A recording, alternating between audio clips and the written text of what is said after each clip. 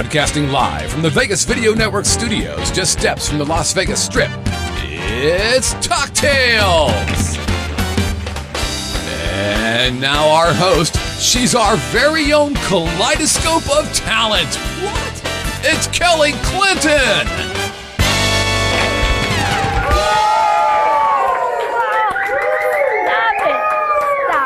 Stop it. I'll give you 20 minutes. Knock it off. Stop it in 20 minutes from now. Hi. Welcome to Talktails on the Vegas Video Network. I am your host. My name is Kelly Clinton Holmes.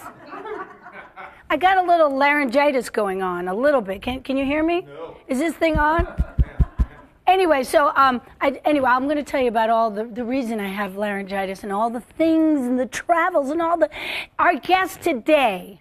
I mean, everybody is so excited because our guest today headlines at the Flamingo, not the Flamingo Hilton anymore, right, guys? It's just the Flamingo, and he's one of the funniest men in show business. He's an icon, and what? What was that?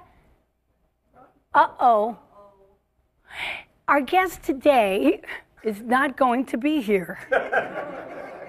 Actually, seriously, I think he's going to be okay, but George Wallace was to be our guest today. We were so excited. I have all these questions and all these notes and everything, and so, but he can't make it because he's having a little bit of a health issue. I'm not sure how serious it is, but it's serious enough for him not to make it to the show today, and he's got something, he's going to take care of it tomorrow. We'll find out more.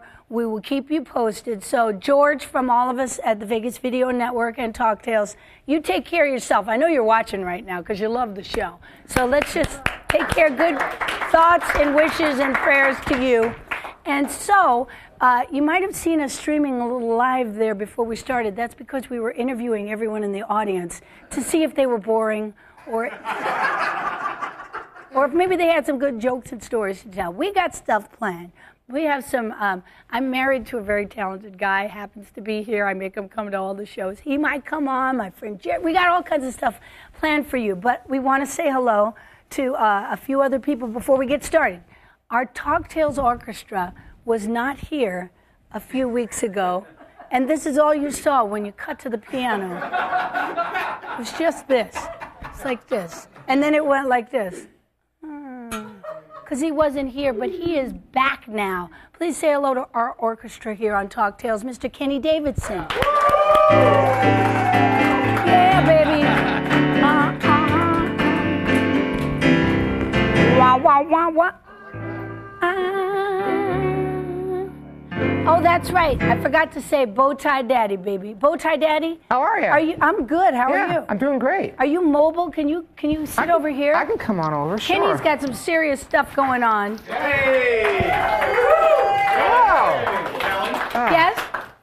Uh-oh, you got fans in the audience. Oh, look at this. They got bow ties. You're starting a trend. Oh, my goodness. All right, so Kenny Davidson. Fantastic. Kenny's one of the most interesting guys I know. He moved here from New York, where he played at a very, very well-known club. I did. Called? Don't Tell Mama. I played there for 10 years in New York City before I moved here. And what happens at Don't Tell Mama? What happens at Don't Tell Mamas is we have a staff. They're bartending, and at the same time, they come up and then they sing songs. And I then moved to the Don't Tell Mama out here, and we're doing the same thing. We have a singing bar staff, and it's a lot of fun. And then the audience can get up and they do singing. It's kind of like live karaoke, but we don't use the K word. Don't say so the we don't K call word, it that. man. So we don't. It's a bad word. I had a karaoke accident a few years ago, and I'm still not. I'm sensitive. Yeah, but so now the people on the staff, you said, sing and come. Yeah, and they're usually like up and coming Broadway people, okay. or coming down from Broadway, you know, type of thing. Yeah. But that was my question. Was you just don't make the staff sing? They are entertainers. They are entertainers. They are absolute entertainers. Okay, and now sometimes it's just you and the staff. It's just me and the staff, pretty much. You sing all. And then I sing all night long too. And then we just all sing all night long. That's You're strong. Your voice is invincible. Clearly. Clearly. All right, so when the audience gets up, you discover some new talent. Sometimes, yeah, and you know, sometimes you just get somebody that's just that never sang before, and they're so nervous. They say, "I'm so nervous," and they get up and they're just fantastic. And it's a thrill, actually. It's a lot of fun. Okay, so now you're working there since you've moved here. You moved here how many years ago? I moved here, I'm almost 2 years. It'll be 2 years in July. 2 years ago. Yeah. You're such a wonderful addition to Las Vegas. Thank you. Coming, and we work together. We do. We worked together on this show. We worked together on a few gigs. Mm-hmm. You did the Sterling Club. You're the first person that hired me since I came to Vegas. You hired me at the Sterling Club, so I'm not as dumb as I look, people. I got an eye for talent. Yeah. But now, you're working there, but you also have another gig. It's brand new, exciting gig. Brand new, exciting gig, Tuscany Hotel and Casino on Flamingo, and it's called Kenny Davidson's Celebrity Piano Bar. Friday nights, 10 o'clock to 2 a.m. First celebrity was Joe D'Annunzio, who's in the audience tonight. Hi, Joe D'Annunzio. Welcome to the show. This Friday, we're going to get Mark Giovi. And he's going to come up, and the celebrity's going to come up and kind of do a la Don't Tell Mama. They're going to kind of come up and do 4 or 5 songs at a time. And just do what they do. From what are the hours? From 10 to 2. 10 to 2, so... They'll probably get up, one time in the 11 o'clock hour, one time in the 12 o'clock hour, one time in the 1 o'clock hour. We're still winging it. We're still trying to figure out what we're going to do here. Trying to get your groove on. Now, you asked me, you called me when you found out about the gig, and you asked me to be one of your guests. I certainly did. So I want to say thank you. See, I gave him work, and now he's trying to give me work. Absolutely. Yeah, so I have the paper out, and then that night I do it again. That's good. Yeah. All right, so the person comes on for about 5 songs a set, all through the night. That's great. Yeah. And I'm sure you have other people come in to jam, too. Exactly. That's the idea. I love it. Yeah, it's the work in progress. Oh, did we say that there was a billboard? Did you hear that part? He's up on the Tuscany, right? Yeah, I'm up on the billboard. Like a flashing billboard. And is there a picture of it? There's a picture of it on Facebook and on my phone. All right, well, we're trying to find everybody will show it to me. And we'll flash back to that picture. So I just want to tell you that it's refreshing to see that you're still down to earth after you hit the billboards. You're good. And I don't know what I did with the bow tie, but we love you here. It's right here. All right, you got it? There you go. I'm going to keep this in case you weren't here because you went and did some gigs in New York, right? Yes, I did. Absolutely. And everything went well there? It was fantastic. You miss it a lot? No. Okay, great. Let's give a big round of applause to Kenny Davidson. Don't move yet. Wait till. Now I'm going to talk to Scott Whitney. Please give a round of applause to the gentleman who started this network. He has several shows on the network, and I'm very happy to be hosting one of them, even after I yelled at him before the show started. We're going to see about that. So, Scott, are you there? I'm afraid to say yes. Hi, Scott. Well, I have more respect for your husband, Clint, than I have ever had before. Well, why do you say that? Oh, he's just a good man, Charlie Why Brown. are you saying that? No I'm reason. so difficult? No. All right. That's what I thought you said. I'm quite afraid of you, actually, all of a sudden. No, how are you, nothing to Kelly? be afraid of. No, Scott's referring to a little spat we had before the show because we were talking about maybe he would interview me and that he wanted me to move over to this other chair. And let me tell you something. I am not giving up this chair. And that's all I said. Do you blame me, guys? No. I mean, oh, geez, what was that? I have developed a relationship with this chair. Anyway, it's just I can't. It's like giving up the chair, the lazy boy chair at home. I can't do it. Anyway, so I got a little sensitive about the chair. But anyway, it's not sensitive. You're possessive. I actually felt threatened for a moment. I'm not kidding. You gave me a look. Everybody says, "Oh, Kelly, she's so sweet. She's so talented." Yeah.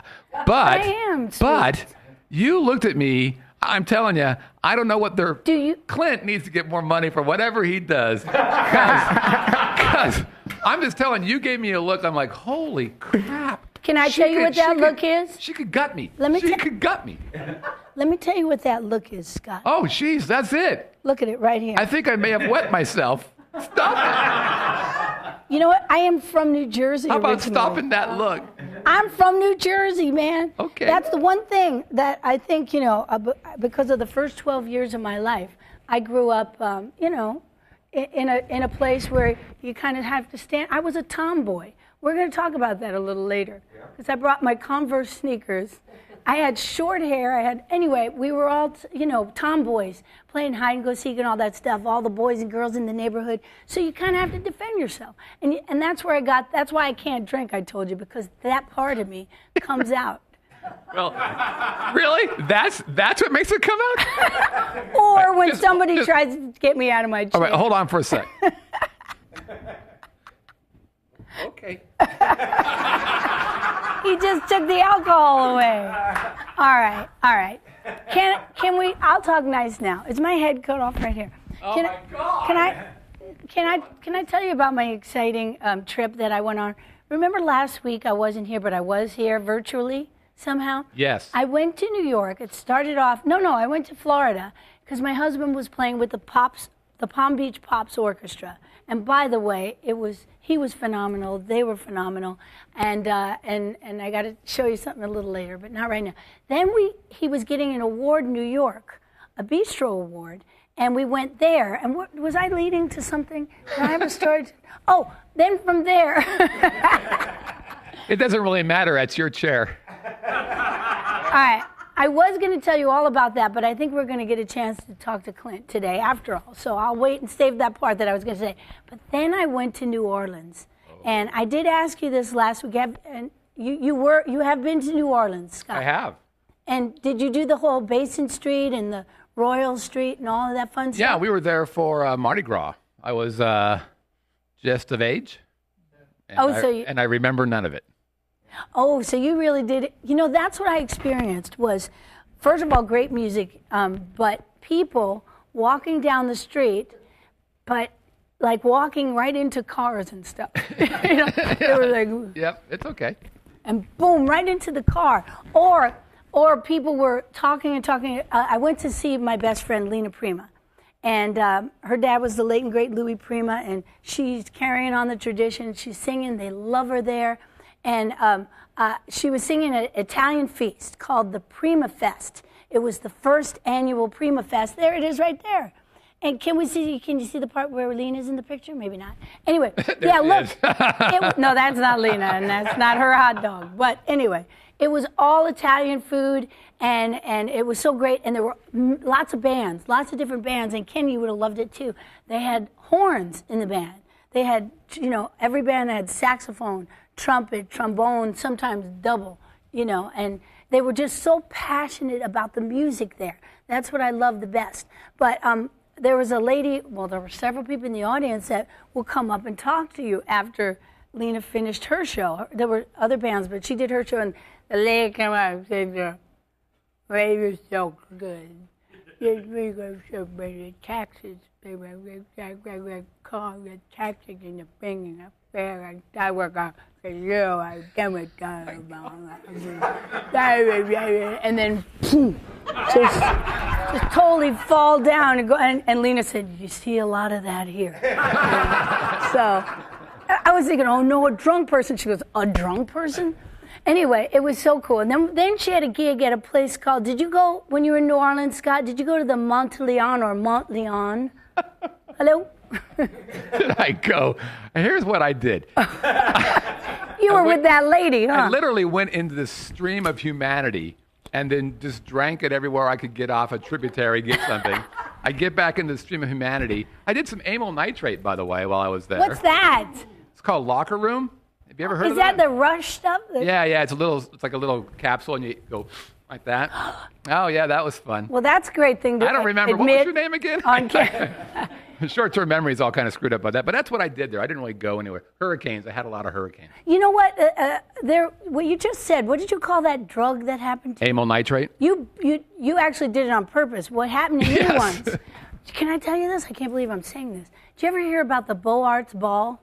No. Anyway, you know what that is, right? It's a big, I don't know how to describe it. But anyway, a lot of men dressed up as women. But anyway, I was a woman dressed up as a man. No, but I was at this party. I was with Lena. We were 19 years old, and we were at the plaza. And they used to call it the Union Plaza. Scott, are you listening? Yes, I'm right here. I'm wrapped. So somehow we got separated. It was a Halloween party, the Beaux-Arts ball, and we got separated. And this guy was like, "Hey, you're really funny, you're this." And all of a sudden, someone came up behind me. This is kind of scary. And he went like this. And then put that thing there. And because I couldn't breathe from here. You had to breathe out of your nose. You take a breath. Well. What did it feel like? It felt like a rush to your brain. Well, that's what it was called. It was called rush. Rush to your brain. And it was kind of like, I've probably never done any other drugs. But, no, I haven't. And I married him. Yes, I married that guy, and we live happily ever after. No, but it was weird. And then Lena found me later, and she was like, "You left me alone," blah blah blah. And I was like, I don't even know where I was for the last 2 hours. But that was kind of creepy. That's kind of like date rape without the rape. But anyway. Yes. So anyway, I can't believe I just brought that story up. But anyway, I'm walking down Royal Street, Scott.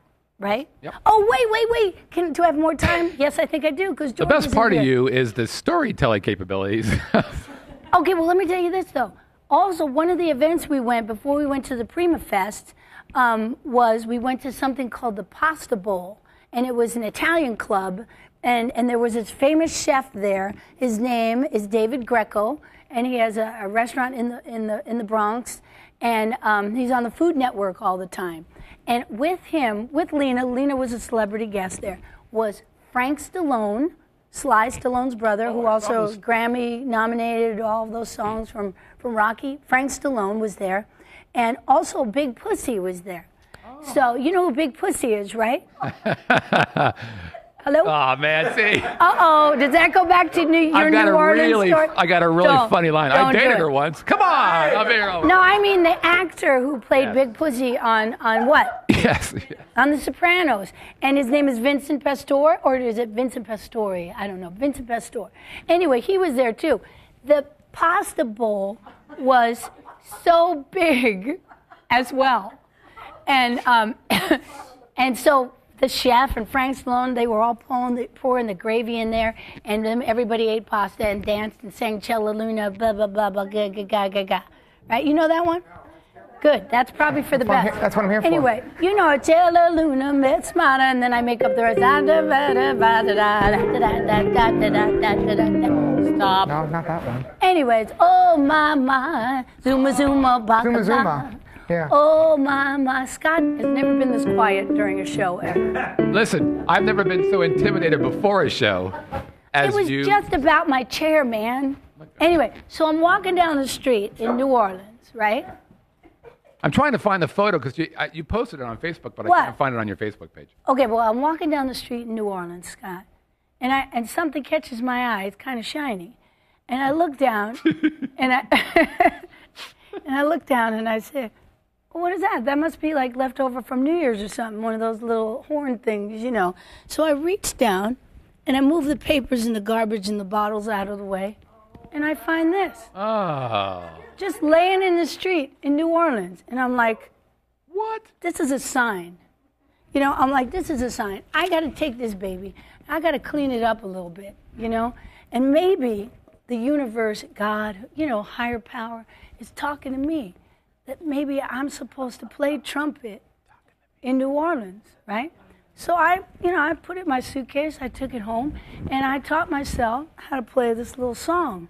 So if you don't mind, before we go to the break, and not bring on George Wallace, and God bless you, George, I hope you're okay.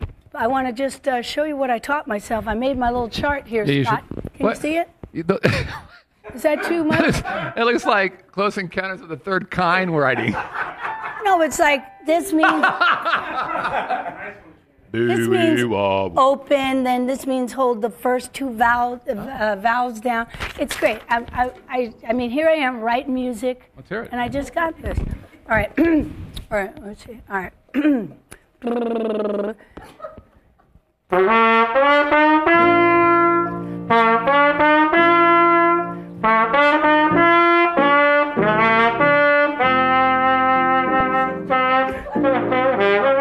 Wait.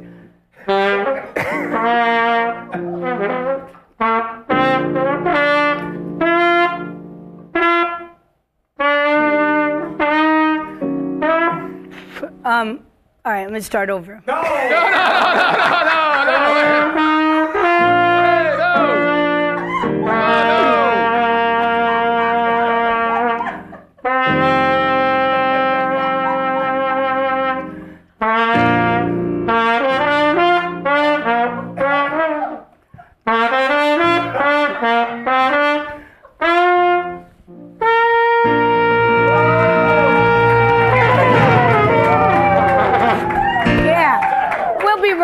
After this from Talktails.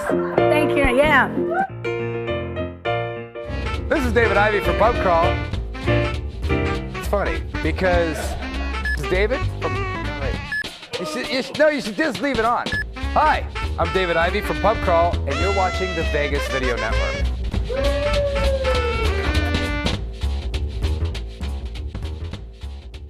And scene. Traditional media believes that after about 3 minutes, you'll tune out. Most Vegas media companies think if it doesn't jiggle, you won't tune in. At the Vegas Video Network, we think both are wrong. The Vegas Video Network is the first and only live online broadcast network that specializes in insider news and expert views about Vegas. We combine great storytelling with the ability to watch when and where you want on your computer, mobile device, or television. Discover the real Las Vegas. Visit VegasVideoNetwork.com.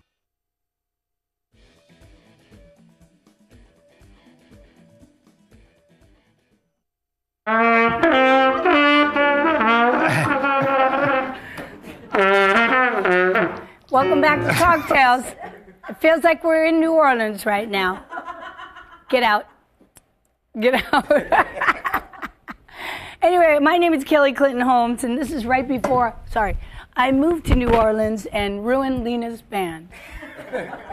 Nice jamming with you, Kenny Davidson. Can we give it up for Kenny? Yeah. All right, that's enough. All right. So as you know, our friend George Wallace is not doing well, but I think he's going to be okay. But he couldn't make it to the show today. And luckily, we happen to have another headliner just sitting in the audience. So please welcome the most talented person that I know, and I love him so much. This is Mr. Clint Holmes, ladies and gentlemen. So I just want to say this. If you've been watching the last little while, welcome to my life.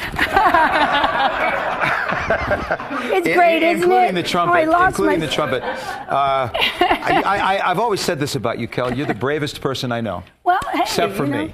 You got to go for it. You got to go for it. Here it is. Okay. Okay. Anyway. I didn't expect I would have dressed or done something. Well, you look very cool. This is Clint Holmes Unplugged, which is kind of what you did just this weekend. That's right. This past weekend at the Smith Center. So let's promote the last weekend. No, but well, that's what I just did. I just promoted the last 10 days that are over. But you did something very different. I got back in town just in time yesterday for the last show. You called it Unplugged-ish. Yep. I love that. I love that. Isn't that cool? So what does that mean? That means some were plugged. Yeah, that means that we did some material. As you know, I have a great band. I mean, individually and collectively, great players. So this show, we featured everybody in the band. We featured the bass player, featured the piano player, featured the guitar player. Why are you laughing? I'm actually coughing. Oh, you're coughing. All right. I'm sorry. Go on, Eddie. So anyway, so that was the idea of the unplugged part, and it was featured with each musician, and then the rest of the show we did with the full band. It was great. It turned out to be, I think, a great. I loved it. I had a wonderful time. You actually, give me a couple of the songs that you did. If you can't remember them, then No, I was just trying to get. I think my voice, and everybody has heard me talking a lot in the last 15 minutes. I was just giving them a new voice to hear. Okay. Well, we can talk about something really other than the show that I did. Oh, yeah, okay. What did I do? We did new versions of some songs I've done before, like You Can Call Me Al, but we did it in a very twisted way. We did some Beatles, which, I did Hair There and Hair There and Everywhere. That's my song. Yeah, and Eleanor Rigby.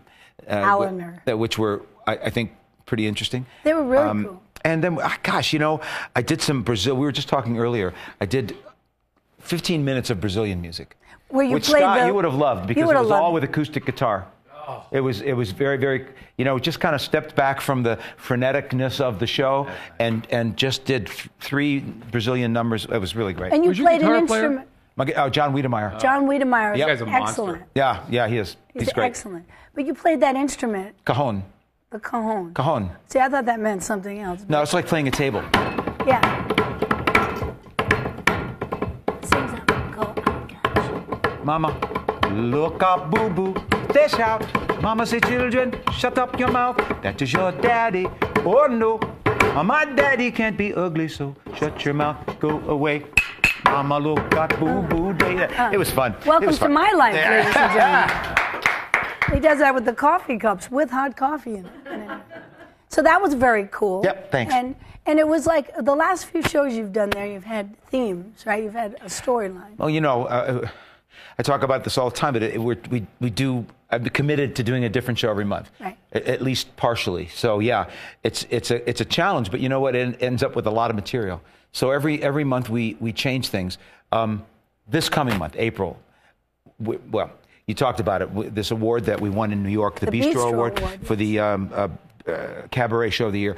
It was a show that we combined the music of Paul Simon and Cole Porter, and we're going to do it the first weekend of April. But more than that, we're going to do a live CD. Yes. It'll be the first live CD ever done at Cabaret Jazz. So That's we're cool. very excited about that, and maybe I can get Scott to come and film it, and then we'll have idea. Then we'll have a PBS special just like that. Oh, that's a great idea. Yeah, I'm serious too. Very cool. Well, you got so much respect from doing that show and everything you do in New York, but this show, you blew them away. And I went with you to the award show. Right. I know you were there. And everybody was so great. I have to brag about my husband, though. He got up there, and he's the new kid in town in a way. I mean, it's been a couple of years now doing not even a couple of years. And it's a tight-knit kind of group there. And they just gave it up for Clint Holmes. They leapt to their feet after you and Jeff and the band did your yeah, we did a couple of things show. from that show. That show, and you were there from the inception of it, and you were there as it grew. It's an interesting thing that happened with that show. Most shows take a form, you know, and you kind of get the sense of where they're going and how it's going to flow. This show literally took a life of its own and became a story. It almost became a play. I've never had that happen before with the show. So anyway, and people got it, the emotional connection to the show, and that people got it. So I'm excited. You know what's so funny is my husband. That's you. Can put together these shows so well. I mean, you are a master at. Wait, don't interrupt me. Hey, he's a master. He is a master. Where's this my is Kelly PMS week? He is a master at putting this all together. So he gets this beautiful award. I wish we had it with us, right? Yeah. And you know, all the people that were performing that night that were getting an award, they each got a gift bag. Well, I thought it was a great idea to put the award in the gift bag so we, you know, can take it. It's easier to carry. We won't forget it. Well, Lainey Kazan, who's another celebrity who was at the table next to us, accidentally, you know, all of a sudden Clint doesn't have his. No, she didn't steal it. Accidentally stole my gift bag. All of a sudden, Clint couldn't find his award. We ran around for an hour. So he lost the award within 10 minutes of getting it. Well, I knew that it said my name on the award, right. So I wasn't real concerned. Someone was going to open up their gift bag the next morning and go, oh, you know, turns out it was Lainey Kazan. Right. Do you think she was telling the truth? Do you think she... Why would she want an award that says my name on it? No, I think she thought she was just stealing an extra gift bag. And it turns out the award was in it. I think that's an interesting theory. Happened. You know those New Yorkers. Well, if she's watching, I want to say, I don't actually believe that, Lainey. No, Lainey's great. She's a great friend, and she didn't. So anyway, I got it. But here's what's what's really weird. That was on Monday night, right? So I come home on Wednesday and Thursday. I went to a luncheon here in town, and they gave me a gift bag. And at the end of the luncheon, people wanted to take pictures, so I said fine, and I put my cell phone in the gift bag. And by the time I had finished taking pictures, the gift bag was gone twice in 1 week. What are the odds of that? Now I remembered that at my table was Paul Beard, the COO of the Smith Center, happened to be sitting at my table. He took it. He took it. He stole it. No. I thought, thank God, I called him up and he said, let me look in the gift bag. And he said, there's a cell phone in there. Do you know what's interesting? Which is why have you shown this? Oh, yeah, look at my fancy phone. Yeah, this is a cell phone. And everyone, if you had this, that camera? Yeah, there it is. You'd never lose it. It's a sparkly peacock. Yes, it is. Yes. Anyway, that's really fascinating. I thought it was interesting. Appointment TV right there. So, I got to tell you. So I got that back too, but I'll never put anything in a gift bag again. You know what's weird is Paul Beard is very good friends with Lainey Kazan. They call each other and go, I got the award, you get the phone? Yeah. That's right. All right. Do we have a live chat question, Scott? Yes, we have George two. Wallace? Oh. We actually have two, yes. Is it George? George is saying, thank God I'm not there. Exactly. No. Two questions. Brian wants to know, along with the Smith Center gigs, does Clint play in other places here in Las Vegas that people can go and see? You know what? I can't contractually. I hang out at the Bootlegger on Monday nights with Kel, and sometimes she gets me up to sing. But I'm at the Smith Center every month, as you know, the first weekend of every month. No. Yeah. So basically, that's kind of that's it in Vegas. But you know what's funny, Scott? And Kelly is that and Kenny and Jacob and Brian is that people come up to me in town now all the time and they say, how come you don't play in Las Vegas anymore? And I say, I do. I'm at the Smith Center. Yeah. And here's the issue. There used to be cab tops and billboards. Right. The Smith Center does not do that because it's more community involved and they have other ways of promoting. But in Las Vegas, we're so used to cab tops and billboards. If we don't see them, we think, that the person isn't in town. Right. And what's more, if they think you're not in town, they think you retired. Yeah, they think you gave it all up. They said, you don't sing anymore, eh? And I go, I don't know how to do anything else. So, yeah, I'm in town at the Smith Center and at the Bootlegger with Kelly. That's about it. We have another live chat question, Scott. Who is it? This is a great question. DT wants to know, how do you and Jeff work on an arrangement? What's the collaborative process when creating a new arrangement for a song, especially one that people already know? Yeah, generally what happens is I'll say to Jeff, I'd like to do a song. For instance, Bridge Over Troubled Water.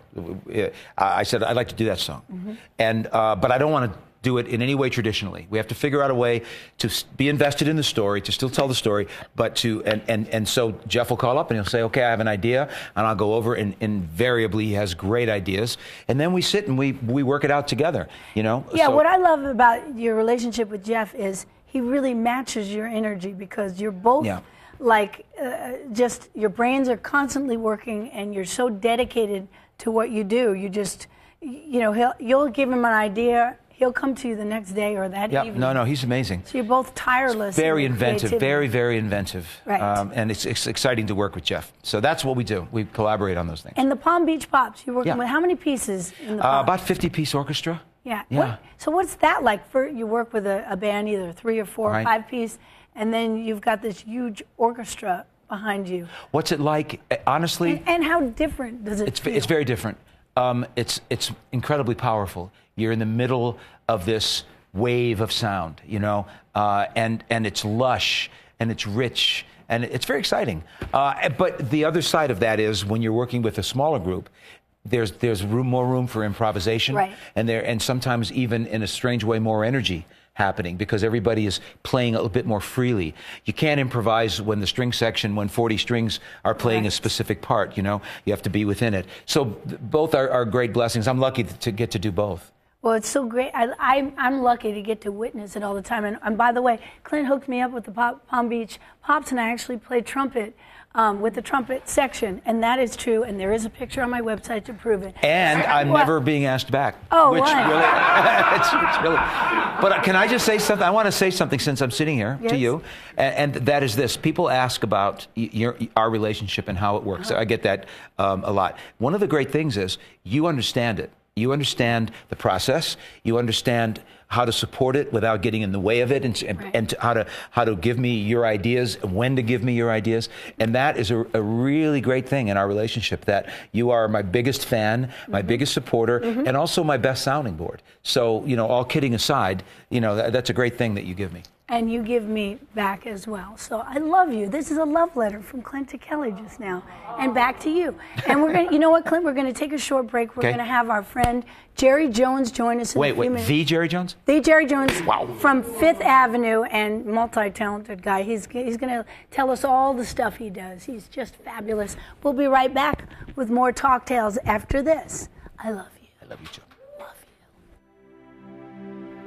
One of the things I like best about the Vegas Video Network are the people. There are no divas here. Everyone is exactly the same off camera as they are on. Hey guys, what's cocktail of the week this week? You know what? I'll let you know what it is when it's time for you to know what it is. Why don't you get off the stage and get back in your production hole? Oh my God. You know what? And tell cheap-ass Whitney to get us some decent brand liquor. This hobo off-rap crap ain't cutting it. God, idiots. Totally.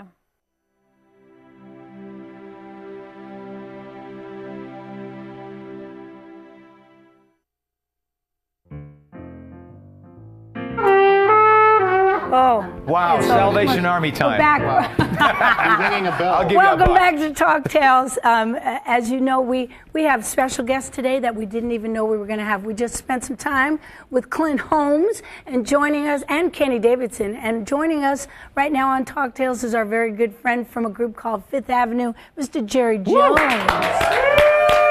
One of our favorite singers. Yeah, there's the photo right there. Oh, cool. 4 guys singing really intricate vocal harmonies, and they're so great. How long have you been together? Well, I've been working on my personal scene about a year now. I've got a lot of work to do, but I'm trying to improve on the group, you mean? No, I don't mean how long have you had your stuff together mentally. Okay. And no, I meant the group. Yeah, really. The group within the universe? Yeah, the group is almost pushing 30 years together. Are you serious? As a unit, yeah. We took what we like to call about a 10-year hiatus in the middle. But then we got back together in 1999, and we've been kind of going strong ever since. Okay, if someone out there has never heard the group or have seen your group perform, tell us what Fifth Avenue is. I think we're reminiscent of the old school harmony groups like the High-Lows that are a huge influence on us in a lot of ways, and even more so coming up. The Four Freshmen, those great harmony groups, and then newer groups like the Manhattan Transfer, Take Six, that are just that tight harmony is just. You guys are so great, and you've actually done some gigs with Clint several times. I have to go on record. When we came to Las Vegas, Clint and at the time his musical director Bill Fain were 2 of our biggest, and remain so, our biggest supporters. Yeah. And Clint has used us and had us sing with him for various functions and charity events and it's on his shows. It's a great group. You know, that vocal harmony thing that you guys do is, as Kelly said, so intricate and so well done, and it's a treat. And every once in a while we get to play. Yeah, I think we may even get to play again in April. I know, we're really looking forward to that. That's exciting. That's just for you to do that in that room to record is cool. Yeah. So what is your background, Jerry? I mean, you went to school, music. This was studied this is music. What you always wanted to do. Always took 2 years of college. Had every design to do a 4-year and get a degree in something wonderful and maybe teach something noble. And then after 2 years, we got hired to do some gigs, and we just hit the road and never looked back. That's great. The showbiz bug, the showbiz performance bug bit us hard. We immediately started working on cruise ships and all those kinds of things. And when you're 20 years old, seeing the world, it's like, wow, this is cool. Show business. So it was a lot of fun, and we just kind of never looked back. Who are some of the I mean, I know who your influences are, the High-Lows and all these different groups you named, but what about a single solo artist? Who are some of the people you grew up listening to? Just grew up listening to jazz singers when I was in junior high, and all my friends my age were listening, to Kiss and rock and roll. I was listening to, the High-Lows and Ella Fitzgerald and Mel Torme and all these great jazz singers, Sarah Vaughan. I loved jazz singers even at a young age. It's just what spoke to me. Do you read music? I do. I write and I produce and I arrange and I do all sorts of things. The creative process is what I love. If I couldn't perform anymore, I'd be okay with that as long as I could write and create and work with other artists and do those kinds of things. Because I really, as I get older, I feel more driven to do more of those kinds of things. So. Yeah, but you can never stop singing. Every now and then. No. This one beautiful lyric he did called "I Sing." He said, "I sing and I see miracles. I sing and I'm exactly who I am." I mean, that's a brilliant lyric, and it's just how I feel. I mean, if I couldn't sing, I don't know what I would do. I know most of us don't have a plan B. No, no, except for this chair. Except for this chair. Right. Do we have a live chat question? Well, first of all, I'm proud to be the Plan B. I'll be here all week. Troy wants to know, what was the process of initially getting integrated within the music scene here in Las Vegas? How did you get into the first place? It was just my love, absolute, insanely passionate love of live music and going out and supporting all the artists and the amazing performers, musicians, singers here in town. And I just started out by just being a fan. How did you then demonstrate that you were capable? After a while, you get to know some of these people, and they find out that you sing or that you write and that you do certain things. And they'll eventually maybe ask you to come up and sing or sit in or do something. And it kind of started spreading that I could sing and that I had some skills, whatever that means. And it just kind of spread. And I just that's I think something that this community has had in bigger doses than it does now.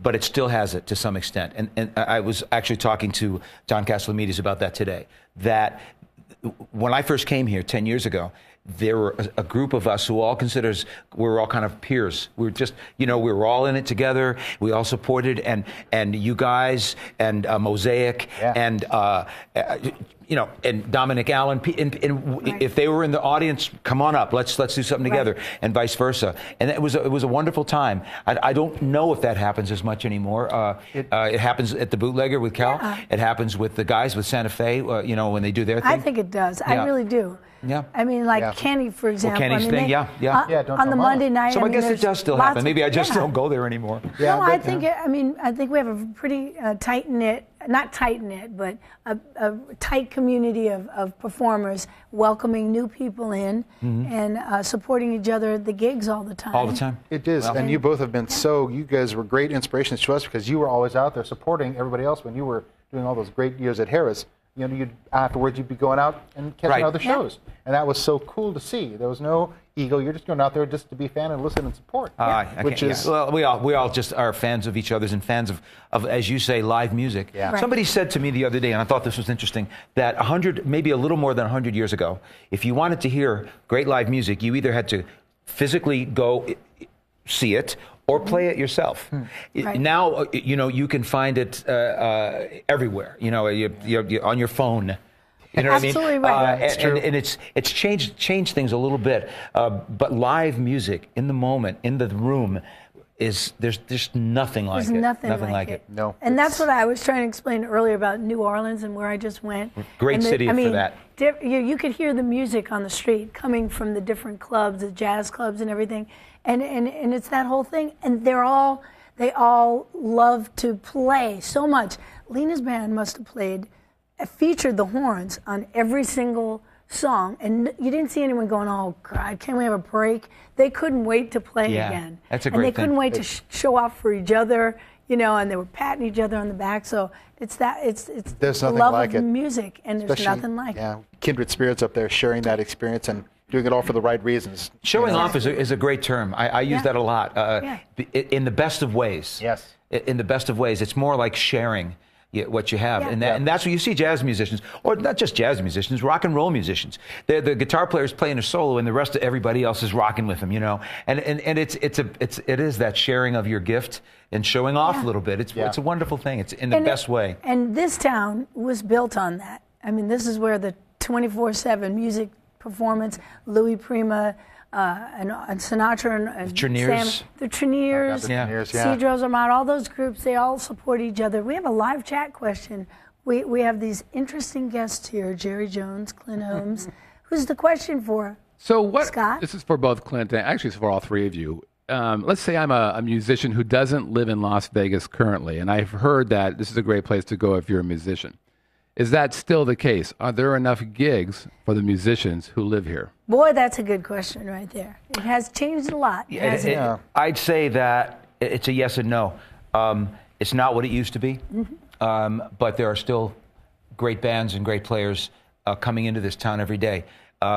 So it really is a yes and no. And I think partly where you're coming from. It's still probably the best live music city in the world. Right. So the opportunities are here. There's still so many creative opportunities to do what you want to do here. For a while, this is not so much now, but there was a stigma. Well, Vegas is where the wash-up singers go to work the lounges. And that is so not the case. No. There's such a vibrant scene. The Santa Fe's and Taylor Hicks and Michael Grimm and Clint Holmes and all these wonderful, vibrant, energetic performers with so much to offer. This is by far a positive place to go to do what you want to do. Absolutely. I think. Absolutely. We're becoming more well-known as hip. People want to come to Vegas, and it's a very cool thing, a lot of like the people you named. And I think the more people do come, the more great musicians that come into town, the opportunities will create themselves. Yeah. Because it can't be denied after a while. Right. Taylor Hicks is a great example. Yes. Because he's so wonderful. He's such a great guy, and he's such a great musician. And people are. Yes, he had the American Idol, but we all now go. It's kind of like, okay, we'll go see American Idol kid, and then you go, whoa. Yeah. This guy can play. He sat here in this his guy chair can sing and just sang and blew you guys away. Yeah, very cool. Yeah. Very cool guy, and the band is just down and dirty and funky.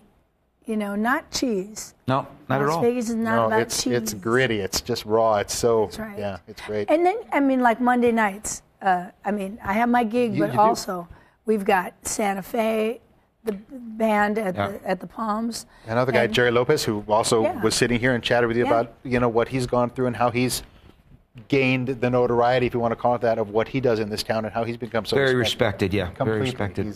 And Lon Bronson Band, everybody. I mean, they're still out there. Dave Perico, Dave Perico, which we got to have Dave on the show too. But I mean, I think the lounges are a lot less venues to play, but I think there is room to create new projects and find a way to stay in the game. It goes through cycles, I believe. Yeah. But we're still the entertainment capital of the world. Scott Whitney, are you saying that we've run out of time? This is going to be probably the longest show we've ever had. I know, I love it though, I'm enjoying it, but what about the music? Can we have a little bit of the musical performance that we talked about, and then we can take it out? Sure, of course. All right, so who's going to be singing right now? We got Kenny, we got the Talktails Orchestra, Bowtie Daddy. What? We got, do it. Yeah, do Oh, yeah, let's do a little you probably song. know this song too, right? Can't talk about all that music and not sing and play. You don't know me, but I'm your brother. No? Okay. No. Yeah. That threw me. I'm out. I'm out. You don't see my kind in your world, but very soon the time will tell. You want to take this part? Are you telling me the things you're gonna do for me? I ain't blind and I don't like what I think I see. Taking it to the streets. We're taking it to the street, yeah. We're taking it to the streets. Gonna take it to the street, yeah. Taking it to the street. George Wallace. George Wallace. Get better, my friend. We will see you soon. Join us again on Taking it to the streets, yeah. Taking it to the streets. That's as many as I know. Keep Taking singing. it to the street. Switch to Taking your it song. to the streets. Switch to what you guys talked about. Yeah. Oh, yeah. Yeah. If you ever plan to motor west, Shiva, ba, shiva. cover my way, take the highway, that's the best.